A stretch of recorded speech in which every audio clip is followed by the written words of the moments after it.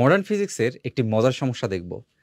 একটি বস্তু কণার মোট শক্তি এর স্থির ভর শক্তির দ্বিগুণ, তাহলে আমরা লিখতে পারবো মোট শক্তি হবে স্থির ভর শক্তির দ্বিগুণ।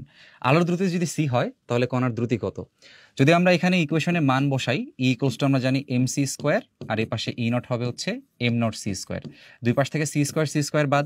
এবার আমরা এম এর বদলে লিখতে পারবো m naught by root over 1 minus v square by c square, আর ডান পাশে আমার আছে হচ্ছে টুয়াইজ এম নট। তাহলে এখানে এম নট আমার কাটা যাবে।